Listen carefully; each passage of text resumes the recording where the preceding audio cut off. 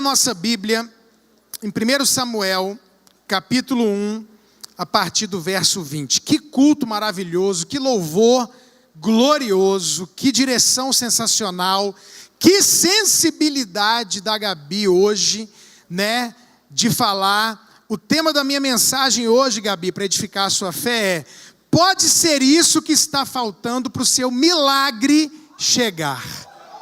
E ela falou de milagre, então essa é uma noite de milagre, aleluia. 1 Samuel, capítulo 1, a partir do verso 1, que diz: houve um homem de Ramataim, Zofim, da região montanhosa de Efraim, cujo nome era Elcana, filho de Jeroão, filho de Eliú, filho de Tou, filho de Zufê, efraimita. Tinha ele duas mulheres, uma se chamava Ana e a outra Penina. Penina tinha filhos, Ana, porém, não os tinha. Este homem subia da sua cidade de ano em ano a adorar e sacrificar ao Senhor dos Exércitos, em Siló. Estavam ali os dois filhos de Eli, Ofni e Finéias, como sacerdotes do Senhor.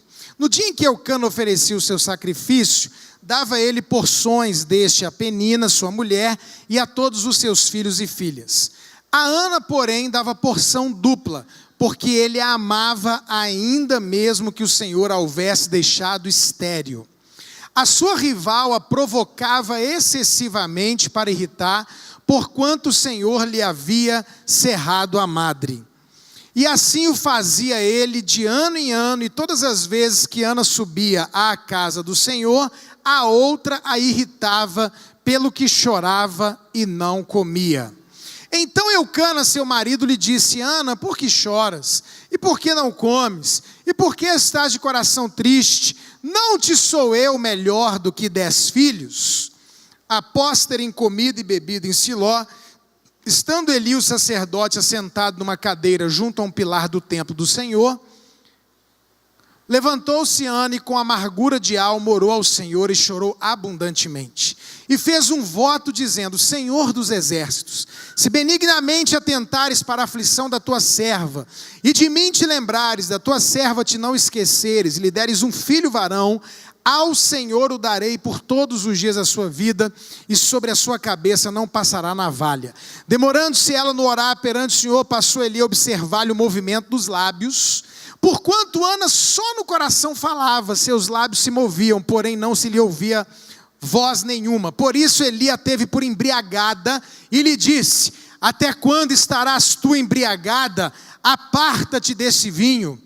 Porém Ana respondeu: não, Senhor meu, eu sou mulher atribulada de espírito, não bebi nem vinho nem bebida forte, porém venho derramando a minha alma perante o Senhor. Não tenhas, pois, a tua serva por filha de Belial, porque pelo excesso da minha ansiedade, da minha aflição é que tenho falado até agora. Então lhe respondeu Eli: vai-te em paz, e o Deus de Israel te conceda a petição que lhe fizeste. E disse ela: ache a tua serva mercê diante de ti. Assim a mulher se foi seu caminho e comeu, e o seu semblante já não era triste.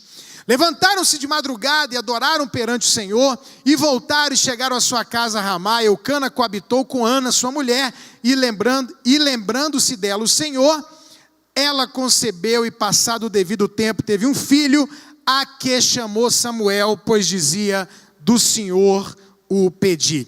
Eu não sei se você precisa me dar, meu querido, ou mais agudo, ou um pouquinho mais de volume no retorno. Não precisa, se o som estiver bom para ir, aumenta só o meu retorno e me dá um pouquinho mais de agudo, por favor. Obrigado, Jesus, por essa noite. Nós te agradecemos de coração e pedimos que o Senhor fale conosco. Que se cumpra a palavra liberada, que hoje seja uma noite profética e uma noite de milagre para a glória do teu nome. Quem recebe, diga amém. Amados, o tema da minha palavra, como eu já anunciei, é: pode ser isso que está faltando para o seu milagre chegar. Gente, se tem uma coisa nessa vida que a gente pode ter certeza absoluta, é que um dos grandes segredos para a gente ter sucesso e vitória, e nunca jamais desistir, nunca jamais parar, é a gente perseverar. Se tem uma coisa que a gente tem que fazer para ser abençoado, para receber vitória, para ter sucesso na vida, na família, no casamento, nos negócios, em qualquer área da vida, é nunca, nunca, nunca, nunca parar, não desistir, continuar e avançar no nome de Jesus. Levante sua mãozinha comigo e diz isso comigo: eu nunca vou parar. Diga comigo: nada, mas diga com convicção: nada, nem ninguém jamais vai me parar. Continuar tentando é o único caminho que pode levar a gente para a vitória. Com certeza, esse é um fato no meio de qualquer segmento, não só o cristão, secular, crente, não crente, tem que continuar, tem que tentar, tem que perseverar. O dia que a pessoa se suicida, não tem mais jeito. O dia que a pessoa para, o dia que a pessoa desiste, aí ela selou de vez o fracasso e a derrota dela. Agora ela pode estar se rastejando, ela pode estar faltando 2 minutos para acabar o jogo, ela não pode parar, não pode desistir, o caminho é esse. Outra coisa que eu tenho certeza absoluta é que existem várias formas de ser abençoado, várias. Uma delas, quando você serve comida para alguém. Abraão recebeu uns visitantes que eram anjos, serviu comida para eles e recebeu a promessa de Deus e recebeu a promessa do Isaac. Você vai ver aquela mulher sunamita cuidando do profeta Eliseu. Ela não orou pedindo para ficar grávida, ela nem queria ficar grávida, mas só pelo fato dela abençoar o profeta, cuidar do profeta, a bênção dela veio pela semeadura e não pela fé. É um caminho diferente. A fé é um caminho de ser abençoado. A oferta é um caminho de ser abençoado. O dízimo é um caminho de ser abençoado. Educação é um caminho de ser abençoado. Orar é um caminho de ser abençoado. Jejuar é um caminho de ser abençoado. Então, ir para a igreja, existem muitas formas, caminhos que podem nos levar a viver a nossa bênção e o nosso milagre. E aí, a gente tem que aprender a não desistir. Por quê? Se eu tentei por esse caminho aqui, para receber o milagre que eu estou querendo e pedindo e não recebi, então eu vou tentar o quê, gente? Outro caminho. Eu vou desistir? Eu vou parar? Não, o pastor, através da oferta, eu não recebi o que eu precisava, o milagre que eu estou querendo. Pastor, através de servir a comida para uma pessoa, ou através da fé, eu não sei, pastor, eu estou tomando caminhos, e até agora eu não recebi o meu milagre. Então você não desistiu, você está aqui, você não vai desistir, e eu quero te apontar o que talvez estava te faltando para você receber o seu milagre. Eu estava orando, eu estava lendo, e essa palavra veio forte no meu coração essa semana, e eu anotei, e eu ia pregar nesse domingo, falei, essa vai ser a palavra. Então, eu quero falar de algumas coisas que aconteceram aqui nessa história, para que a Ana recebesse o seu milagre. Quem sabe não é isso que está faltando para você. Eu vou fazer uma pregação hoje, diferente do que normalmente eu faço, que a maioria das minhas mensagens são textuais ou temáticas, ou seja, elas partem do texto ou do tema. Hoje eu quero fazer uma mensagem um pouquinho mais expositiva. Eu quero ler os versículos com você e comentar alguns desses versículos. Vamos começar com a situação da Ana, lá no verso 2. Põe para mim o verso 2, aonde a Bíblia diz: tinha esse homem 2 mulheres, uma se chamava Ana e a outra Penina. Penina tinha filhos, Ana, porém, não os tinha. Qual era a situação da Ana? Era uma situação de vergonha e tristeza. Por que vergonha, pastor? Gente, na época no Velho Testamento, nessa época da história, uma mulher não ter filhos, ela era altamente mal vista pela sociedade. O que as pessoas, quando viam uma mulher que não tinha filhos nessa época, achavam e pensavam? Ela não é abençoada por Deus, ela não vai dar continuidade à família, à geração dela, tem alguma coisa errada. Por que Deus não abençoou essa mulher com fertilidade? Até quando o problema era no homem, quando não se tinha filhos, quem levava a culpa e a carga de maldição era quem? A mulher. A mulher, ela sofria isso. Fora o fato da maioria, grande maioria, raramente você vai encontrar uma mulher que não quer ser mãe. Existe, mas é muito raro.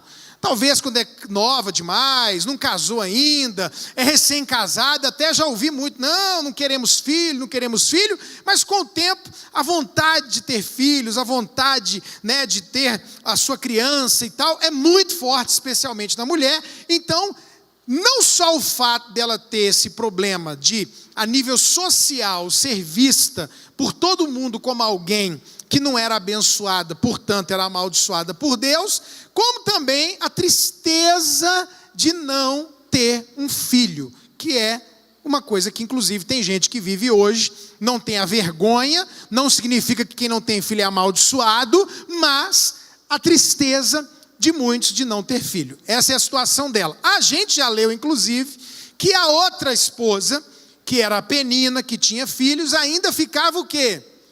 Provocando, zombando, jogando na cara dela a maldição, a vergonha e a glória dela de ter filhos. Então, a situação dela era essa. Vamos para o verso 3. Este homem subia da sua cidade de ano em ano a adorar e sacrificar o Senhor dos exércitos em Siló. Estavam ali os dois filhos de Eli, Ofni e Finéias, como sacerdotes do Senhor. Pode passar? Pode passar esse texto também, espera aí, mais um, volta, isso ali, verso 5, ainda mesmo que o Senhor a houvesse deixado estéril, interessante, existem pessoas que não têm filhos, que são estéreis naquela época e agora, porque é assim, mas o texto faz questão de dizer que foi Deus quem deixou a Ana estéril. Quem foi que fez a Ana não ter filhos? Quem escolheu que ela seria uma mulher sem filhos? Quem? Deus. Aí, gente, Deus tinha deixado essa mulher nesse estado. Mas diga assim comigo, mas havia um propósito. E eu quero dizer para você uma coisa, olha aqui para mim, no nome de Jesus. Você não está passando o que está passando por acaso. O que você está passando tem um propósito. Tem um propósito. Deixa eu dizer uma coisa para vocês, irmãos. Uma das razões pelas quais, eu não estou dizendo que é esse, mas pode ser esse o motivo. Uma das razões pelas quais Deus nos permite passar algumas coisas, é para a gente aprender, irmãos, a ter compaixão dos outros. Quem nunca usou drogas, quem nunca teve problema com vício, não entende um viciado. É muito difícil você entender alguém que é preso às drogas, por exemplo, ou ao álcool, se você nunca teve esse problema. Eu sei o que um viciado passa, porque eu fui um viciado. Tem gente que olha o viciado e pensa o quê? Isso é besteira. Larga aqui, porque não larga porque é vagabundo, porque é sem vergonha, e por aí vai. Irmão, quem nunca passou por depressão, ou alguém perto de você teve depressão, não entende quando alguém tem problema emocional. Você sabe o que eu pensava, o que eu achava de quem tinha depressão e essas coisas? Isso é frescura. Isso é frescura. Psicólogo é coisa de doido. Psiquiatra é coisa de maluco. Isso é ignorância, gente. E falta de compaixão por nunca ter passado. Mas aí alguém da minha casa passou por isso. E aí você começa a enxergar de outra maneira. Irmãos, eu vou dizer uma coisa para vocês. Eu louvo a Deus pelo casamento que eu tenho. Eu estava ouvindo uma pregação do meu pastor, do pastor Laudiaí hoje, sobre casamento, e ele estava falando uma pregação sobre os níveis: péssimo, péssimo, ruim, regular, bom e melhor. Falando de casamento, os níveis: é péssimo, ruim, regular, bom e o melhor. Eu falei, Deus, obrigado, que para mim, eu não sei se é para minha mulher, né? Porque eu estou igual ao Cana, o marido ali da Ana. Mas, Ana, eu não sou melhor do que 10 filhos? Ele falou, ela não respondeu nada, você viu, né? Ele se achava o cara, né? Ele se achava o bom, o melhor marido. A Ana ficou calada, não respondeu nada. Mas, irmão, para mim, meu casamento, no que depende da minha mulher, não depende de mim, é o melhor. Mas eu fui criado numa casa onde o casamento era um inferno, mas um inferno. Eu vi minha mãe botar arma na cara do meu pai bater na minha mãe, meu pai sair de casa, droga, bebida, separação, adultério, uma desgraceira. Eu vivi tudo isso, eu vi tudo isso. Então eu não tenho a compaixão por causa do que eu vivo hoje, mas eu tenho pelo que eu vi dentro da minha antiga casa. Irmão, enquanto a gente não vive algumas coisas, a gente não entende por que as pessoas passam. Por exemplo, Maísa e Bianca, não tive trabalho nenhum, irmão. Então eu me achava o melhor pai, o cara. Eu dizia, quem não cria filho direito é porque não sabe, é porque até que apareceu o Ricardinho. Entendeu? Quando o Ricardinho apareceu, ele quebrou tudo. Eu falei, Jesus, eu vou pagar todos os meus pecados. Eu pensei que eu não ia pagar mais os pecados, eu pensei que estava tudo perdoado. Irmão, eu passei coisa com o Ricardinho que quebrou tudo, desmontou tudo.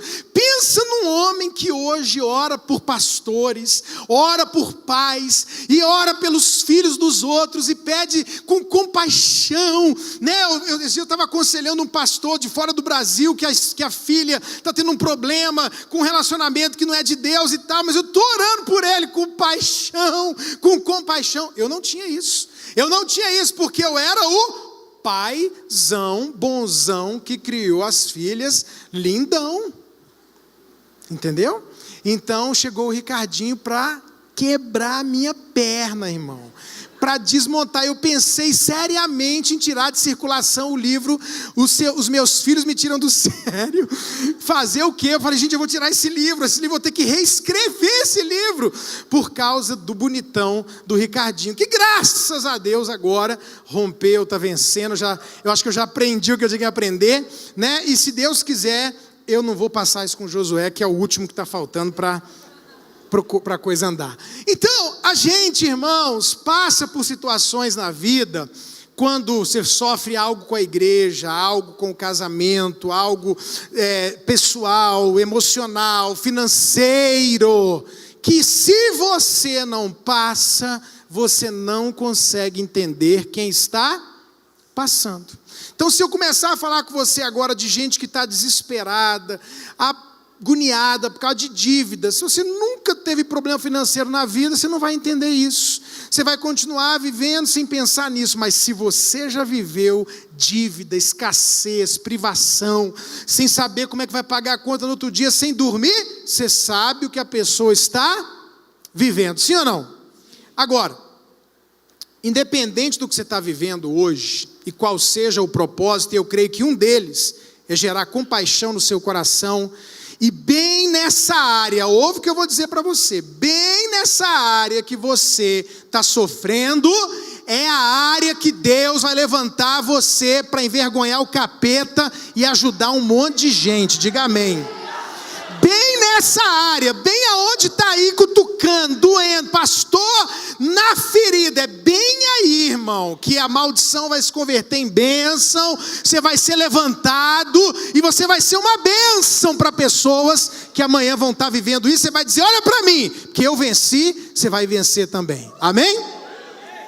Agora, independente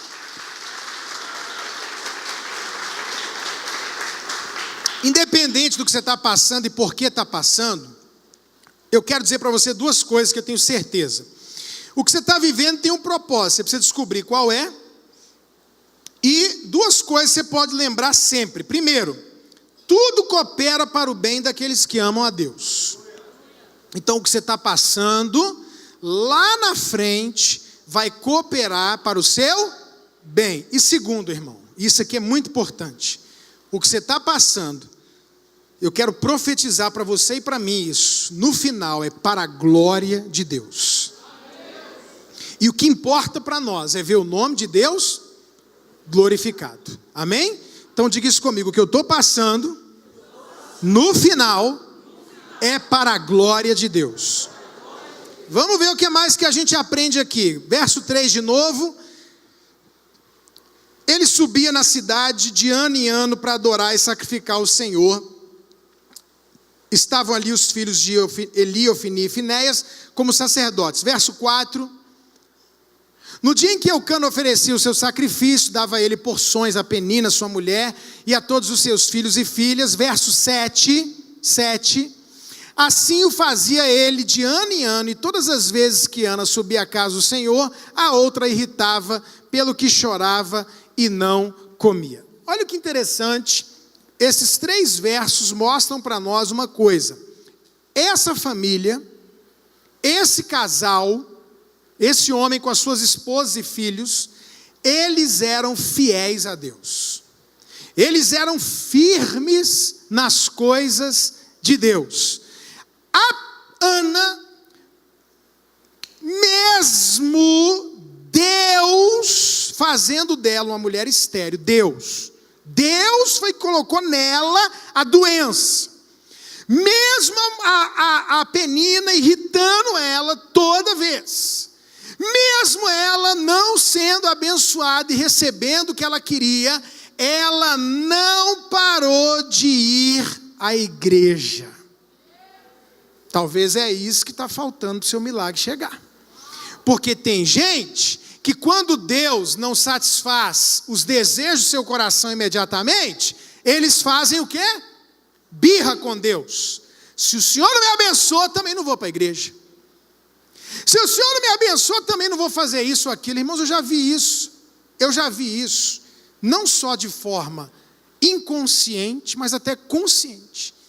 Eu já vi gente dizer assim, pastor, se Deus não está falando, se Deus não está fazendo, eu também não faço. Tipo assim, vou dar o troco em Deus. É gente que é muito doida e muito corajosa.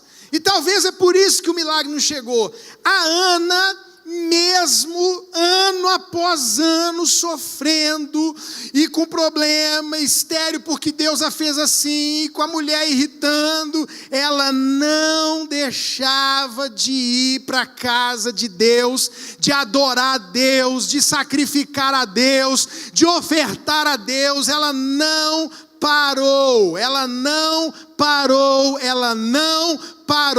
e esse é um dos segredos, é não parar. Ela podia falar, não, quer saber, eu não vou não. Vocês podem ir, todo ano essa coisa, essa vergonha, é o lugar da festa, é o lugar de agradecer os milagres e as bênçãos. Não vou não, também não vou para a igreja, também não vou servir esse Deus não. Que Deus é esse? Eu já ouvi muito isso, irmãos, eu fico triste, decepcionado demais quando eu ouço isso. Eu fico me perguntando se essa pessoa realmente nasceu de novo, teve uma experiência com Deus, porque ela muitas vezes resume Deus a bênção que ela está querendo, sendo que nós, irmãos, temos uma revelação e uma bênção muito maior, porque mesmo que Jesus não te dê nada, Ele já te deu o melhor de tudo. O seu nome está escrito no livro da vida. Pronto, acabou. Se Ele não der mais nada, a gente está mais do que no lucro. Mas ela não desistiu. Sabe outra coisa, irmão? Ela não se matou. Ela não se suicidou. Ah, vou me matar. Eu ouço demais isso também. Ah, me mata, Deus. Me leva, me leva. Se Deus ouvisse essa oração besta, hein, gente? Morria gente toda hora, hein? Tá vendo que Deus não pode ouvir toda oração? Ah, eu quero morrer, porque Deus não me deu um carro. Eu quero morrer, porque eu não fui curado. Eu quero morrer, eu quero morrer, eu quero morrer, eu quero morrer. Também é mentira. Porque se aparecer o anjo da morte na hora que o miserável está orando isso, e falar, então eu vim. O quê? Não era brincando. Eu não sei se é verdade, se é mentira, irmão. Mas você já viu enterro? Acontece muito, a pessoa está morta e o outro fica, eu quero ir também. Me leva junto. Né? Aí diz que teve uma história, sinceramente, eu não sei se é brincadeira, mas diz que a mulher ficou esse tempo inteiro dizendo que queria morrer junto, que queria ir junto. Só sei que uma hora lá, quando desceu o caixão, ela escorregou e caiu. Ela, mentira. Falei, mas não queria tanto ir. Já deita aí, a gente já enterra. Mas não quer morrer nada. É drama. Ou então, a pessoa realmente chega nesse ponto de desistir da vida, se suicida, sem estar preparado para uma coisa que a vida tem, frustração. Olha para essa pessoa perto de você, especialmente jovem adolescente, especialmente, fala assim para ele, a vida tem não vai acontecer tudo que você quer, do jeito que você quer, na hora que você quer. Aprenda a ouvir não, aprenda a viver com frustração. Amém, gente? Você acha que a vida é... Não, tem hora que não vai ser do jeito que eu quero, e eu tenho que aprender. Acabou o noivado, vou morrer. Não morre não. Vai ter outro noivo, vai ter outra noiva. Vai passar. Quando os meninos machucavam, eu falava, antes de casar melhora, fica tranquilo. Ah, não sei o quê, não, vai... Perdi tudo, vai recuperar, vai pagar, vai aparecer. Calma. Para de desespero. A Ana não se matou, a Ana não suicidou, não desistiu, não pulou de um penhasco, não largou a igreja, não parou de servir a Deus. Eles eram uma família e ela era uma mulher fiel a Deus, firme nas coisas de Deus e que não largou a igreja. Diga amém. Verso 10. Levantou-se Ana, e com amargura de alma orou ao Senhor e chorou abundantemente. Irmãos, vê se você concorda comigo. Tem gente que o único alimento espiritual dele é o culto? Tem. Tem gente que vem todo domingo para a igreja, adora a Deus, oferta, abraça os irmãos, ouve a palavra, é alimentado, é abençoado, e meu filho, acabou, só domingo que vem, não ora, não lê Bíblia, não jejua, não ouve uma outra pregação, não lê um livro, para crescer, edificar. Tem gente que vive, tipo assim, enche o tanque domingo, e no outro domingo já está assim, luzinha piscando, vem para encher o tanque, para tentar sobreviver na semana. Não tem vida com Deus. Eu não vou dizer que acontecia isso, mas a Ana, na história que a gente leu, está dizendo que ela ia todo ano lá, mas não diz nenhuma vez que ela orava. Pode ser que ela era, pode ser, não estou afirmando, que ela era uma dessas pessoas que vai lá, participa e tal, e depois volta e vive uma vida normal, sem relacionamento com Deus, sem andar com Deus, sem vida com Deus. Mas nesse dia aqui, depois de anos indo para a igreja, ela resolveu fazer o quê? Orar. Outra coisa, ela resolveu orar na igreja. Porque pode ser o contrário. Pode ser que a Ana tinha uma vida intensa com Deus, de oração, de jejum, de clamor, uma mulher cheia de Deus. Mas, gente, deixa eu falar uma coisa para vocês. Acredite no que eu vou dizer. Deus não criou a igreja porque Ele não tinha o que fazer, não. Existe um motivo. Há algo de especial na igreja de Jesus. É importantíssimo orar em casa, ter a devocional, fazer o que a Bíblia diz, entrar no quarto, fechar a porta, orar o pai que está em secreto, e o pai que está em secreto responder. É importante você ter os seus jejuns, você ter a sua leitura bíblica, demais. Porém, gente, mesmo que eu faça tudo isso, e isso é forte e fundamental, existe um mistério, um negócio especial na reunião dos santos, na congregação, no lugar de culto, na igreja. Existe algo na igreja que não existe em nenhum outro lugar.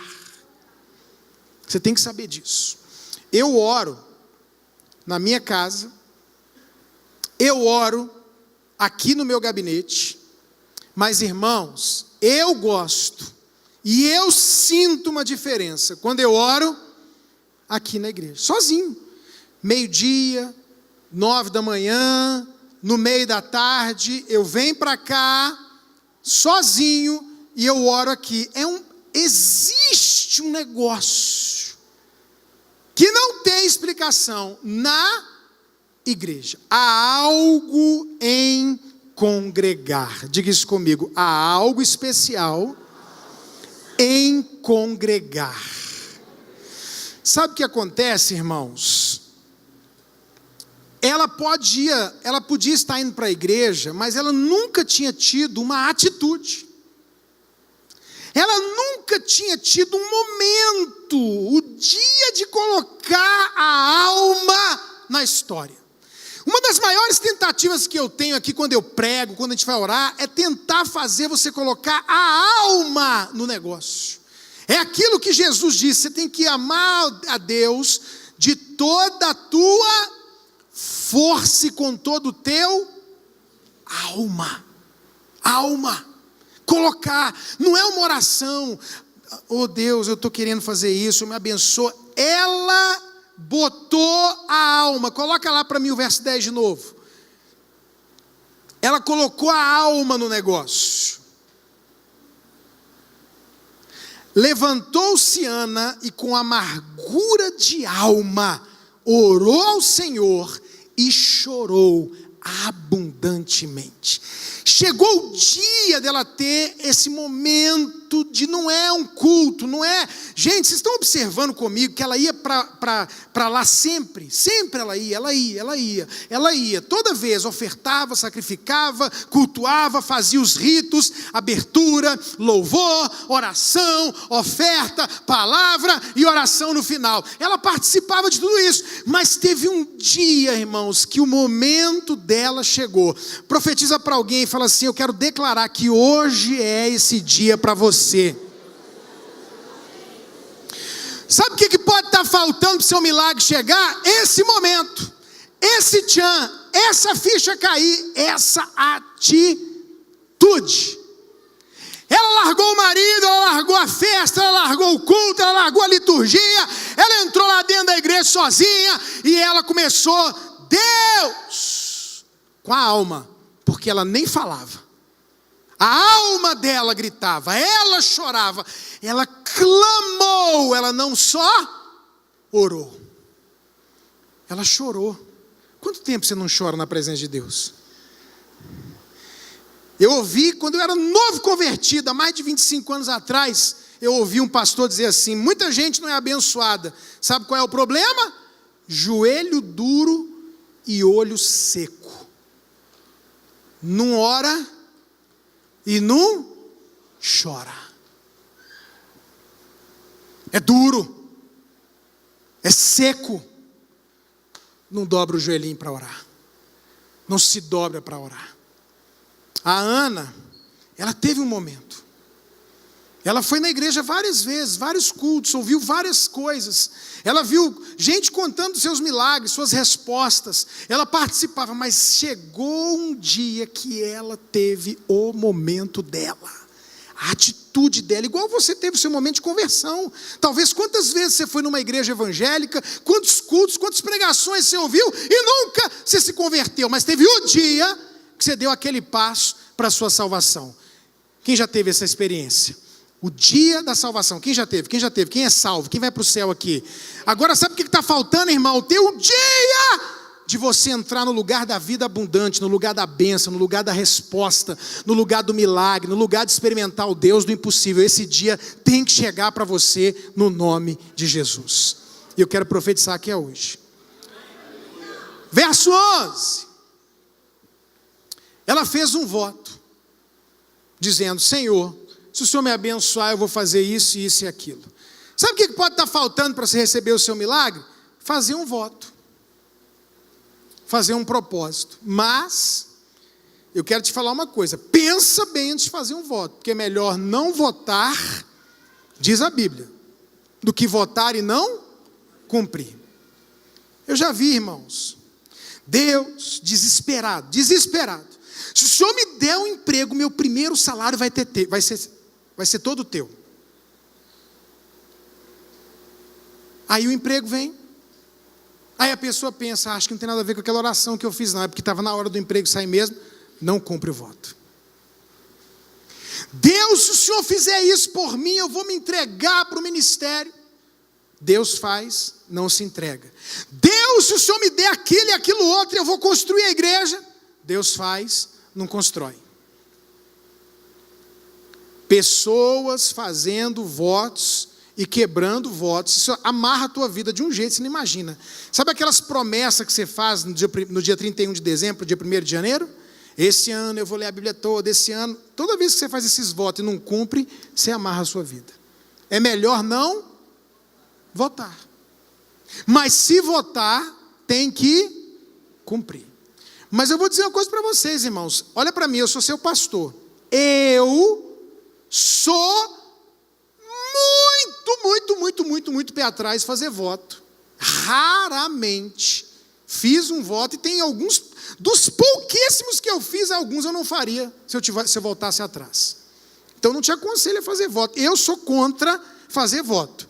Mas pode ser que o seu milagre esteja atrelado a você fazer um voto.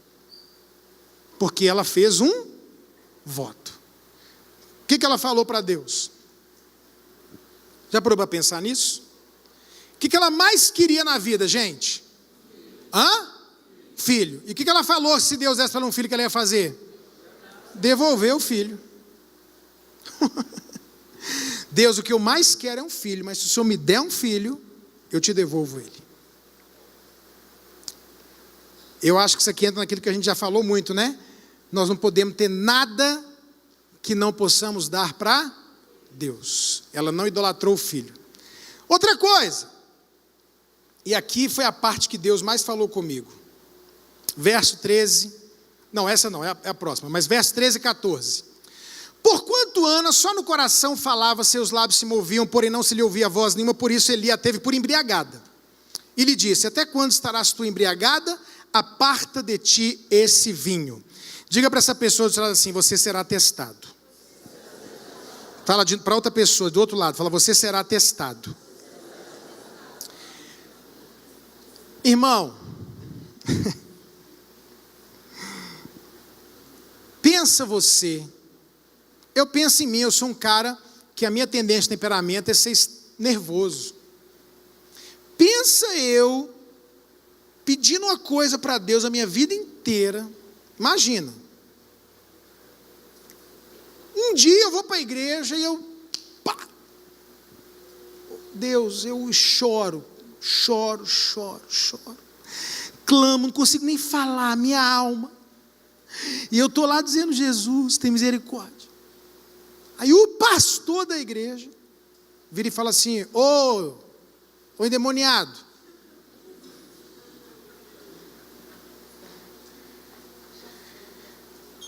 ô drogado, vagabundo, sai daqui, cachaceiro. Irmão, é difícil, não é não? Você está sofrendo, chorando. Quem que você espera que seja uma bênção na sua vida? Primeiro lugar, meu pastor, né? E aí o pastor vira e fala, cria vergonha na sua cara. Larga de ser vagabundo, larga de ser mole, frouxa. Vai orar. Rapaz, a Ana, se fosse, talvez aqui no Brasil, se a Ana fosse lá da Paraíba, corria o risco desse ali levar uma peixeirada. Falar, rapaz, eu estou aqui chorando, sofrendo, não tenho filho, a outra mulher fica me enchendo a paciência, e você vem tomar vergonha na sua cara, você é pastor o quê? Diga de novo, seremos testados. Antes dela ser abençoada, ela foi testada. Será que não é por isso que você não recebeu o seu milagre ainda? Na hora do teste, você não está sendo aprovado? Deixa eu te falar uma coisa, irmão.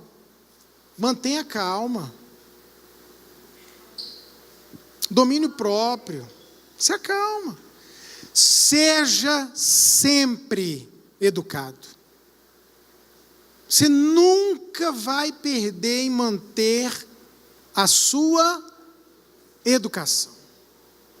Nunca. O outro está errado, o outro está te julgando mal, o outro não está tendo compaixão por você, porque o Eli não teve problema de esterilidade, teve filhos, ele não sabia, não conhecia a Ana, não sabia do problema dela, não perguntou o que é, não foi lá, mesmo se ela tivesse embriagada, para dizer, minha filha, você não pode ficar aqui desse jeito, mas vem cá, deixa eu te levar, onde é que está o seu marido, onde que é a sua tenda? Ele foi lá e falou, mulher, embriagada, e ela falou, não sou filha de Belial não, que é endemoniada. Mas o que ela fez? Ela manteve a calma. Ela foi o quê? Educada. Irmão, olha para mim, irmã. Seja humilde. Seja humilde.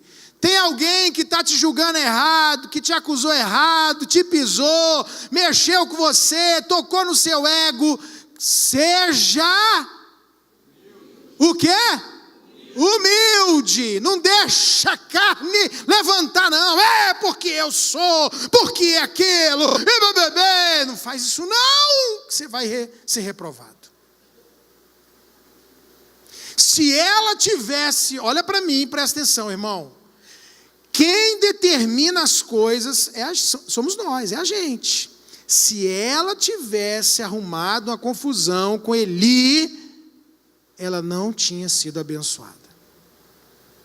Ela não tinha sido abençoada. Ela não tinha essa história que está hoje sendo contada. Não tinha. Ela ficou na manha. Fala para quem está perto de você, não apela não, irmão. Fala, larga de ser apelão. Porque essa falta de humildade, de simplicidade, de educação, de calma, de tranquilidade, essa apelação é que pode estar travando o seu milagre. Olha para mim, eu estou te avisando. Deus me colocou aqui hoje à noite para te avisar. Era para eu estar na igreja do pastor Cirilo, lá em Contagem. Cancelaram a agenda e eu estou aqui hoje à noite para te dizer. Presta atenção. Não apela. Você será testado. Quem entendeu, diga amém. Amém. Quando Eli fez essa coisa horrível, errada, com a Ana, qual foi a reação da Ana? Respeito. Ele é um pastor, ele é uma autoridade. Calma, humildade, não apelou. Não, Senhor meu. Ó. Não, meu Senhor. Não, meu Senhor. Eu sou mulher atribulada de espírito, eu estou mal mesmo, eu estou com problema. Eu acho que você está falando isso aí para terminar de me esmagar mesmo, para me quebrar de uma vez. Eu não bebi vinho nem bebida forte, eu estou derramando a minha alma perante o Senhor. Não tenhas, pois, a tua serva por endemoniada, filha de Belial, porque pelo excesso da minha ansiedade e da minha aflição é que tenho falado até agora. E aqui entra para mim o rema do que Deus me deu, verso 17. Então lhe respondeu Eli: vai em paz, e o Deus de Israel te conceda a petição que lhe fizeste. Olha para mim, eu preciso falar isso, estou terminando já. O Eli, irmãos, nem era esse pastor todo. O Eli, a casa dele era bagunçada, os filhos tudo desviado, não obedecia mais a Deus, negativista. Quando Deus sentenciou, ele disse: já que vai ser, vai ser. Nem era esse homem de Deus, mas ele era o pastor, o sacerdote. E na hora que ele viu a bobeira que ele tinha dado, que a mulher falou, ele liberou uma palavra de bênção. Falou: vá em paz e que Deus conceda o que você pediu. Irmão, pode ser isso que está faltando na sua vida. O que está faltando, pastor? Um pastor. Pode ser que está faltando sobre a sua vida um pastor. Uma pessoa de Deus que libere a palavra sobre a sua vida. Viu, gente? Aqui a gente tem vários caminhos. A gente tem gente que decidiu não ter pastor, porque se decepcionou um dia com alguém, porque acha que o pastor isso e aquilo e tal, e aí decidiu não ter pastor. Olha aqui para mim, tem gente que assumiu que é desigrejado e que não tem pastor. E tem gente que tem pastor no nome, olha para mim, mas não tem no coração. Tem gente aqui, irmãos, que eu não sou o pastor dela no coração dela. Ela diz que é minha ovelha, mas no coração não é. E aqui, graças a Deus, eu não estou nem dizendo de mim, ou do pastor Léo, ou do pastor Magno, ou do pastor Marx, dos pastores. Quem é o seu pastor? Quem é o seu pastor? O seu coração. Quem é o homem de Deus, a mulher de Deus que tem a palavra para a sua vida? Quem é? Pode ser, sabe o quê? O que não tem pastor de jeito nenhum, o que não tem no coração um pastor, pode ser o pastor que não está falando. Pode ser o pastor que não está falando. Porque se a gente não liberar a palavra, às vezes a pessoa está prontinha para ser abençoada. E o que está faltando é um homem de Deus liberar uma palavra. A gente. Chegar e falar: vem cá, eu vou liberar uma palavra sobre a sua vida aqui agora, porque a Bíblia diz: crede em Deus, estareis seguros, crede nos seus profetas e prosperareis. Eu sou homem de Deus, sou pastor sobre a sua vida, você me diz que é minha ovelha, no seu coração eu sou seu pastor, pois eu quero liberar uma palavra sobre a sua vida. Talvez o que está faltando é isso. Pode ser nem culpa sua, pode ser culpa nossa, dos pastores que não estão falando. O sacerdote liberou a palavra. Por isso, irmão, é bom ter cobertura espiritual. Quem é? Eu comecei essa igreja do zero. Quem está sobre mim? Humanamente falando? Ninguém. Ninguém. Mas eu decidi ter um pastor. Porque é bom ter pastor, irmão. Porque tem horas na vida que a melhor coisa que você faz, vou te dar uma dica, é jogar a batata quente na mão do pastor.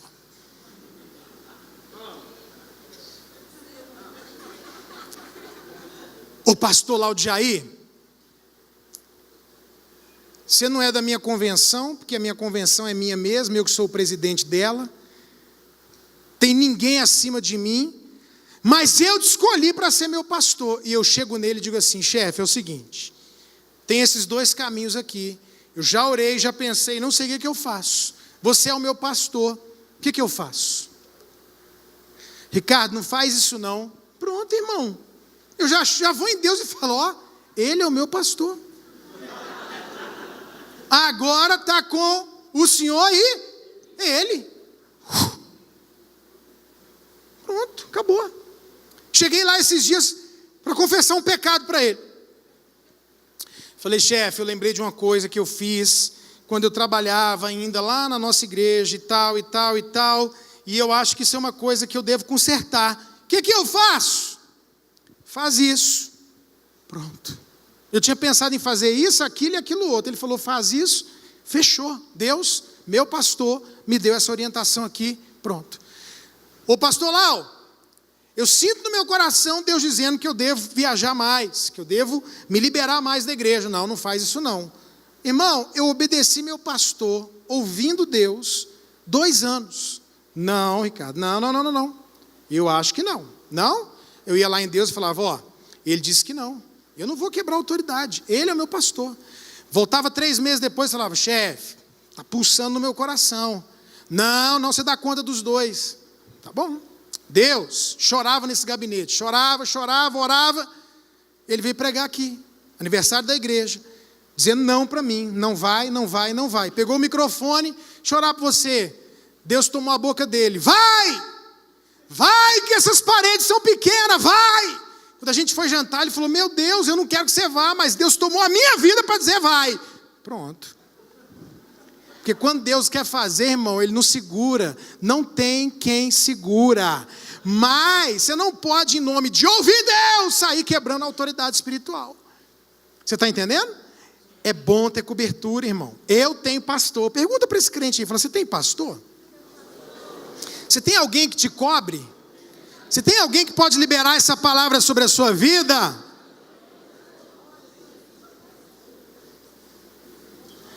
Pode ser exatamente isso que está faltando. Vamos resolver esse problema hoje. Que hoje nós vamos liberar um monte de palavra aqui sobre você, em nome de Jesus. E por último, verso 18. E disse ela, o que ela disse? Ache a tua serva mercê diante de ti, graça. Assim a mulher se foi caminho e comeu, e o seu semblante já não era triste.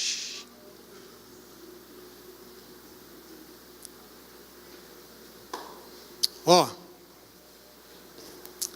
chegar aqui no Jaziel. Tenta me acompanhar aí, filmagem. Eu sou o pastor Jaziel. Eu quero profetizar que esse ano você vai vender muito no nome de Jesus. Presta atenção. Estou liberando sobre ele. Estou liberando. Mas não depende de mim, irmão. Depende de quem? O que a Ana fez quando o profeta falou para ela que ela ia ser abençoada? Ela já mudou o semblante. Ela não mudou o semblante depois que ela engravidou, não, irmão. Ela já mudou a atmosfera na hora que ela recebeu a palavra. Você está entendendo aqui o segredo? Olha onde é que está o negócio ali, ó. Ela não estava ali chorando, amargurada, e aí daí leva uma paulada do pastor, e aí ela vai, trata o pastor com honra, e o pastor diz, Deus te abençoe. Ele nem foi lá ungir ela, ele nem foi lá abraçar ela, ele nem foi lá pedir perdão para ela, ele nem foi lá fazer uma oração especial por ela, ele só gritou, vá em paz, e Deus conceda o que você pediu, e ela agarrou. O pastor falou brincando, ele usou como ilustração, mas eu peguei. E na hora que ela recebeu a palavra, olha para mim, a hora que ela recebeu a palavra, o que ela fez? Já era, agora eu vou ser abençoado, agora mudou, agora era o que faltava na minha vida. Era o que faltava na minha vida. Ela parou de jejuar. Você viu que nos versos anteriores ela nunca comia? Lembra na história? Ela não comia e vivia triste. Não comia e vivia triste. O que ela foi fazer depois que ela recebeu a palavra?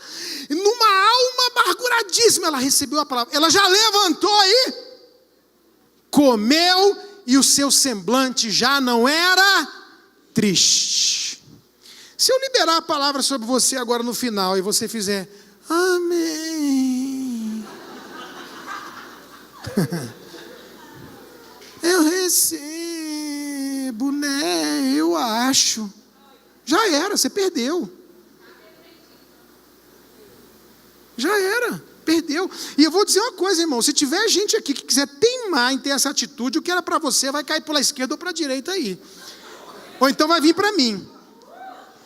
Porque a Bíblia diz, toda vez que eu libero uma palavra, shalom, e essa shalom não é, a pessoa não é digna, esse shalom volta para mim. Então hoje nós vamos liberar a palavra. Você tem que levantar daqui e falar, era isso que estava faltando. É você. Vou sair daqui, vou comer. Vou encher a cara de suco de uva. De água. Vou comer, vou beber e vou me alegrar, porque era isso que estava faltando. Uma palavra do meu sacerdote. Ela já levantou. E agora eu termino. E foi para casa coabitar. Talvez é isso que está faltando para você, irmão. Ter uma atitude. Não estou falando de coabitação, não.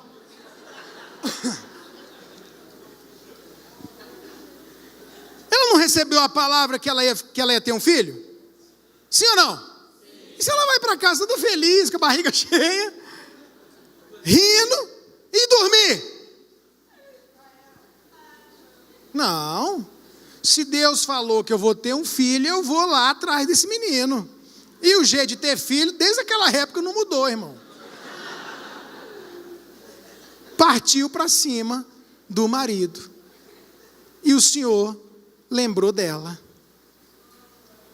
E o menino nasceu para a glória de Deus. Você entendeu? Deus falou com você alguma coisa? Falou, pastor. Falou que eu vou ser rico. Então vai trabalhar, irmão. Ué. É a mesma coisa de querer ter filho sem coabitar. Só teve uma vez na história, foi Maria. Não vai ter mais. Quer ser rico sem trabalhar? Quer ter unção sem orar? Quer conquistar sem se esforçar? Não, se Deus te deu a palavra, agora você já muda o semblante. Yes, vai rolar. E já acorda 6 horas da manhã, meu irmão. E vai à guerra. E vai à luta. Porque Deus falou que vai te abençoar. Mas ela foi ter uma atitude. Ela não deitou lá na cama e falou, ai, agora graças a Deus eu vou ter um filho. Ufa. Não. Estava Pode voltar ao verso 19. Eles adoraram ao Senhor, voltaram, chegaram em casa e coabitaram. E aí ela engravidou e nasceu o milagre. Fica de pé no seu lugar.